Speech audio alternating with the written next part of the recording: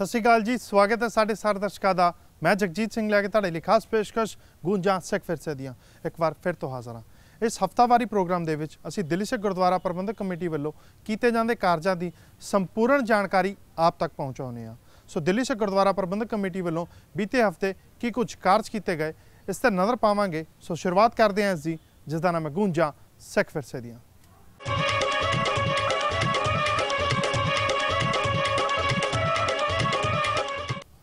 1984 त्रिलोकपुरी के सिख कतलेआम मामले में दिल्ली हाई कोर्ट का बड़ा फैसला आया है। जी हाँ, दिल्ली हाई कोर्ट ने 88 दोषियों की सज़ा बरकरार रखी है। तो दिल्ली हाई कोर्ट के इस फैसले का दिल्ली सिख गुरुद्वारा प्रबंधक कमेटी के प्रधान मनजीत सिंह जीके ने भी स्वागत किया। दिल्ली कमेटी के प्रधान मनजीत सिंह जीके नाल खास गलबात की साडे सहयोगी जसमीत सिंह ने।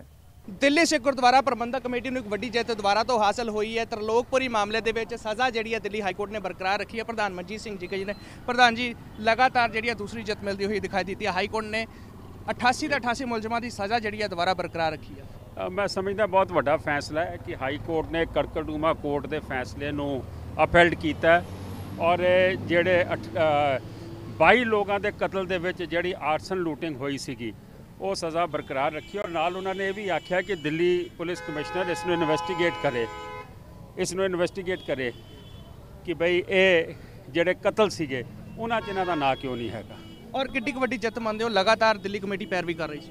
मैं समझदा बहुत वड्डी जित है। ये खाली एक चीज़ नहीं हैगी, ये अज दूजी जित हुई है। और वेट करो सज्जन टाइटलर अंदर जाणगे। सज्जन टाइटलर तुसी वेट करो, सज्जन टाइटलर बहुत छेती अंदर जाणगे।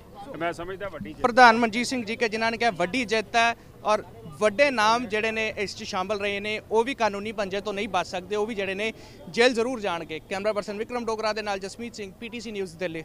इससे संबंधी दिल्ली सिख गुरुद्वारा प्रबंधक कमेटी के कानूनी सलाहकार जसविंदर सिंह जौली ने भी दिल्ली हाई कोर्ट के इस फैसले का स्वागत किया।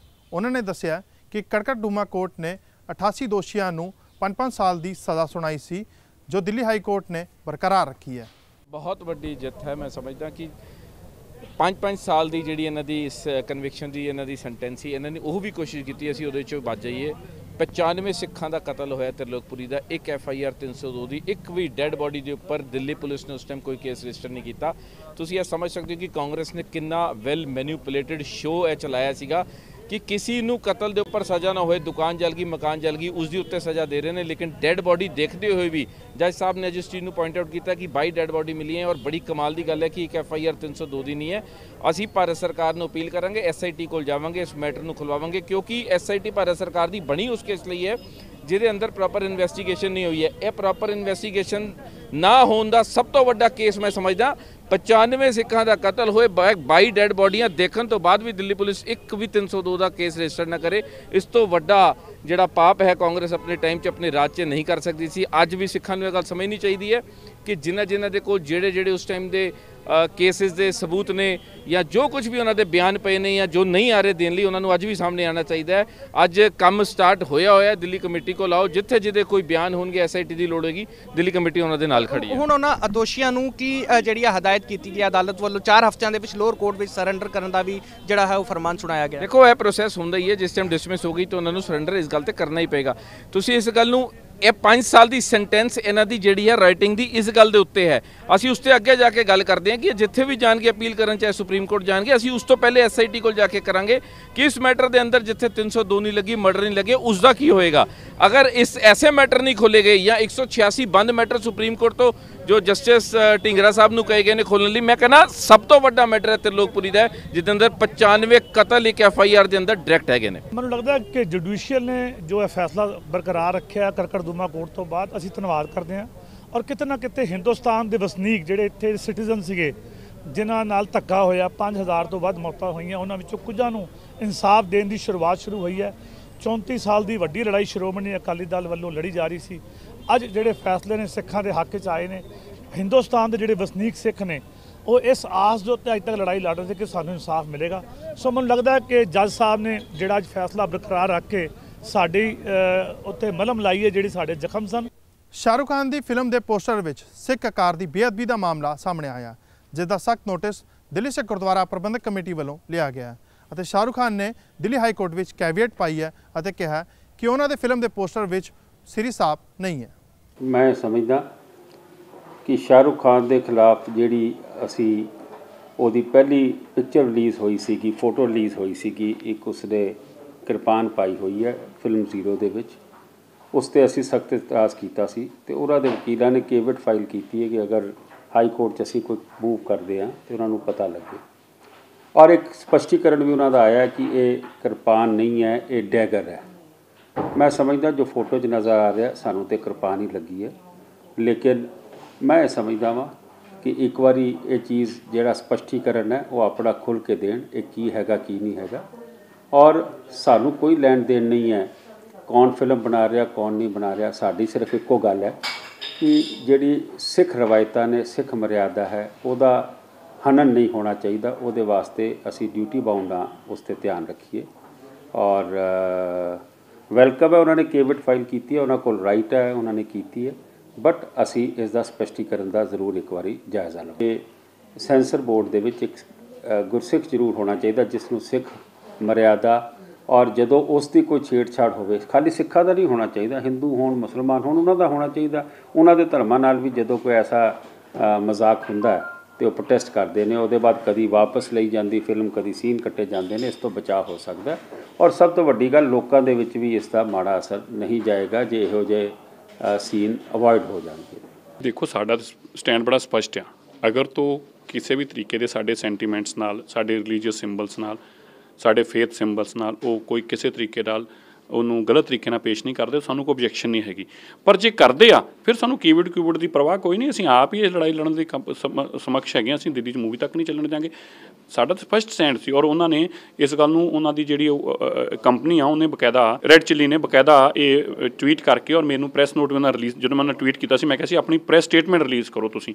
ਉਹਨਾਂ ਨੇ ਆਪਣਾ ਪ੍ਰੈਸ ਨੋਟ ਔਰ ਪ੍ਰੈਸ ਸਟੇਟਮੈਂਟ ਰਿਲੀਜ਼ ਕੀਤੀ ਸੀ ਵੀ ਇਹ ਕੋਈ ਸਾਡਾ ਕਾਰ ਨਹੀਂ ਹੈਗਾ, ਇਹ ਇੱਕ ਸਾਡੀ ਡੈਗਰ ਆ ਜਿਹਦਾ ਕਿ ਕੋਈ ਕਕਾਰ ਨਾਲ नहीं रिजेंबल नहीं करता और किसी तरीके के सीन च भी इस तरह की कोई इशू नहीं है।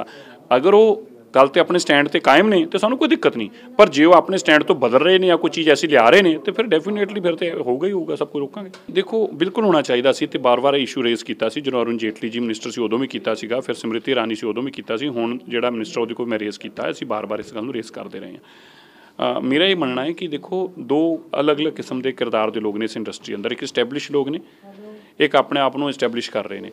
शाहरुख खान वर्गे जो इस्टैबलिश लोग ने, मैनूं लगता नहीं कि वो इस तरह के कोई कॉन्ट्रोवर्सी को जन्म देने की कोशिश करनगे, क्योंकि उन्होंने एक लंबा करियर है और इस गल समझते हैं। मैं उम्मीद करदा कि जिहड़ी गल मैं उन्होंने भावना उन्होंने प्रति सोच रहा शायद ही उन्होंने भी भावना यही होगी, पर यह भी गल पक्की आ कि लोग इन्हां कॉन्ट्रोवर्सी को जान बुझ के क्रिएट करते हैं ताकि एक पब्लिसिटी मिलती है, नैशनल चैनल्स पर मौका मिलता, करोड़ों रुपया खर्च के तुहानूं पब्लिसिटी नहीं मिल सकती। सो उन्होंने जिहड़ी गल अपनी कमिटमेंट की सी, जिहड़ा उन्होंने सानूं प्रैस नोट भी भेजा सी और अपनी कमिटमेंट की सी, मैनूं उम्मीद आ कि अपनी कमिटमेंट ते कायम रहणगे, नहीं रहणगे तो फिर उन्हां लई प्रॉब्लम आने। गुंजा सेक्टर दियां साडी खास पेशकश जारी रहेगी। फिलहाल रुकते हैं एक ब्रेक के लिए।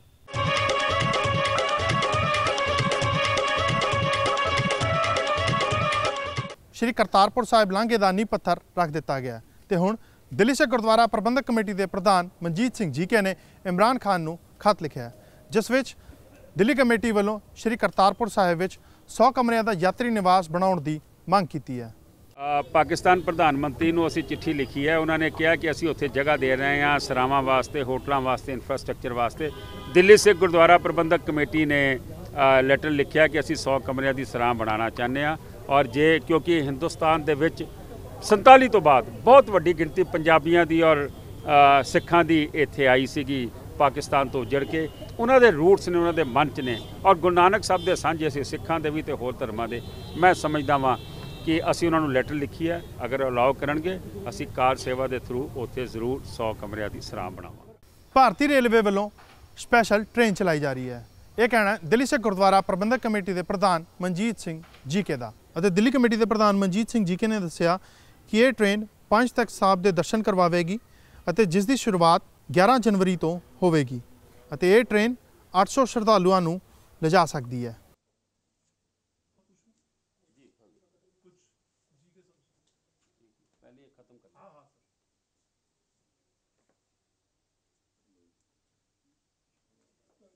सर गुरिंदर मोहन सिंह जिहड़े ग्रुप जनरल मैनेजर ने north zone Indian railway, catering tourism and corporation limited ਦੇ, ਔਰ ਇਹਨਾਂ ਦੇ ਨਾਲ ਇਹਨਾਂ ਦੇ ਕੁਲੀਗ ਵੀ ਸਾਡੇ ਆਫਿਸ ਆਏ ਨੇ।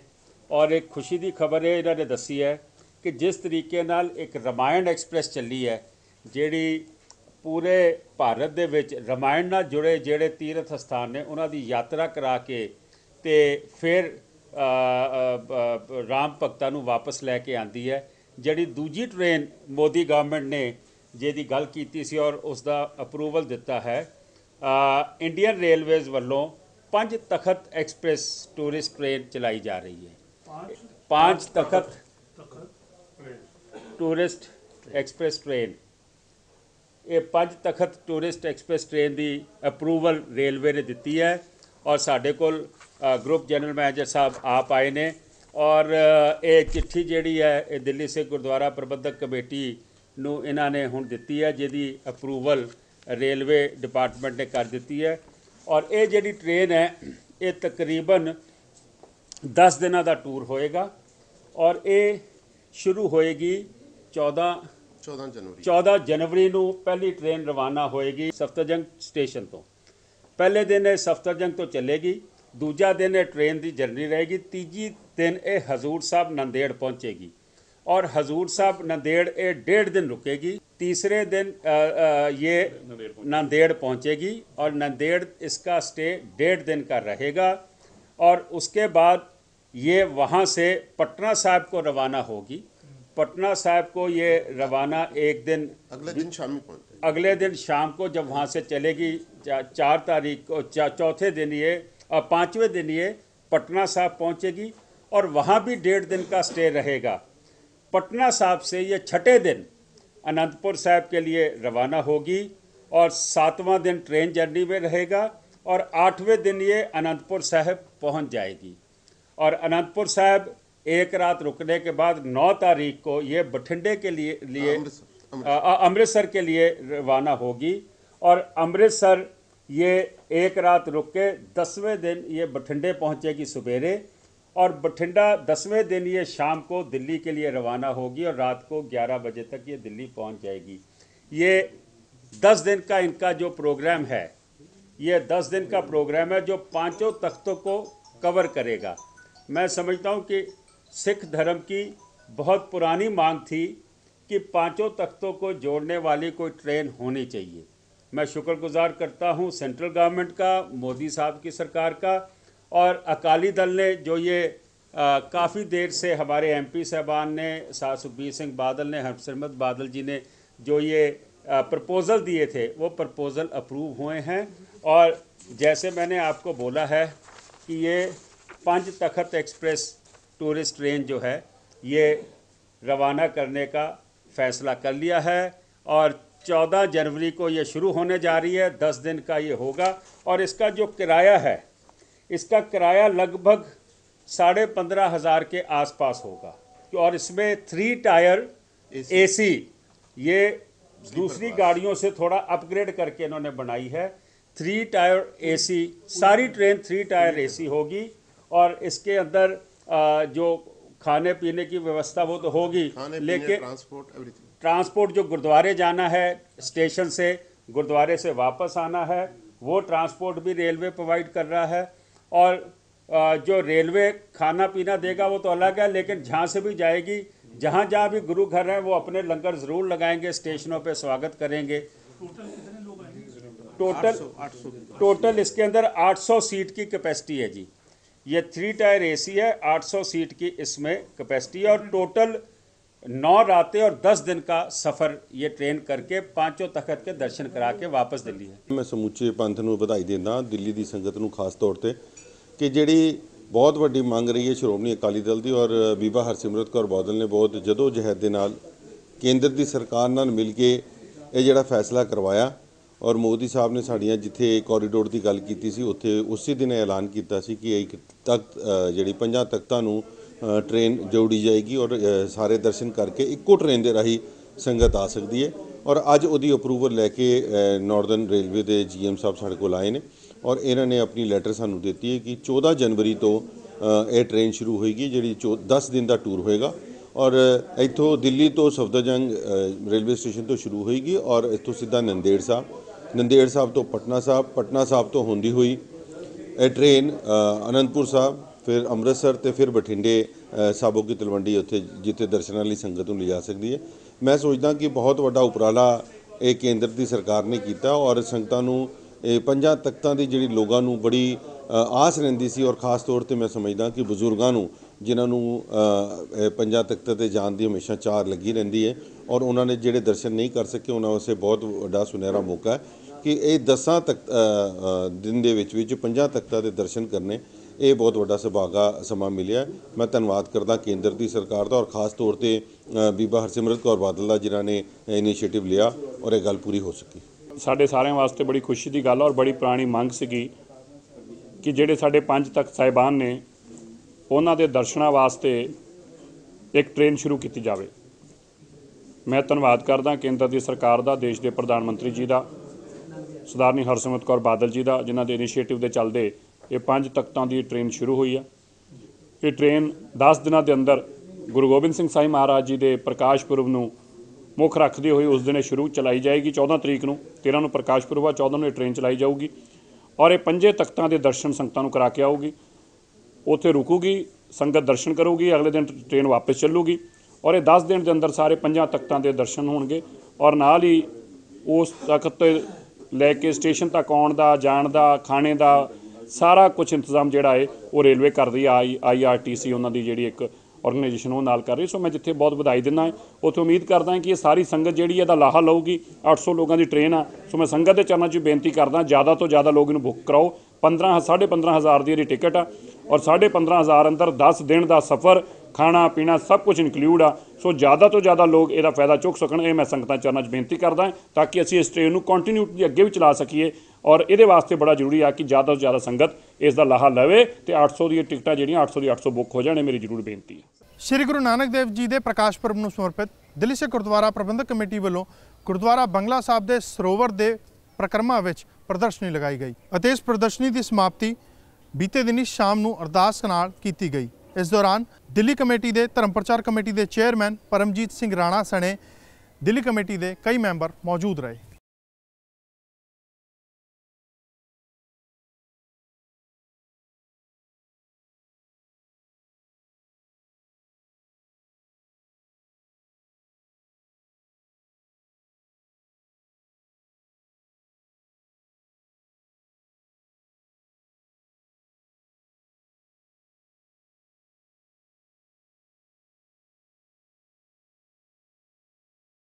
मैं धन्यवाद करदा कि जिन्हों ने इस प्रदर्शनी दे विच अपना योगदान पाया और दूरों नेड़ों जिहड़े पब्लिशर ने और जिहड़ियां संस्थावां या संप्रदावां इस प्रदर्शनी च आईयां उन्हां दा उच्चे तौर ते धन्यवाद करदा। तकरीबन 10 लाख तो वध संगत ने इहदा लाहा लिया और असी उम्मीद करते हैं कि जिहड़ी भी संगत इस प्रदर्शनी दे के गई है उन्होंने अपने बच्चों नाल जरूर सांझ पाई है।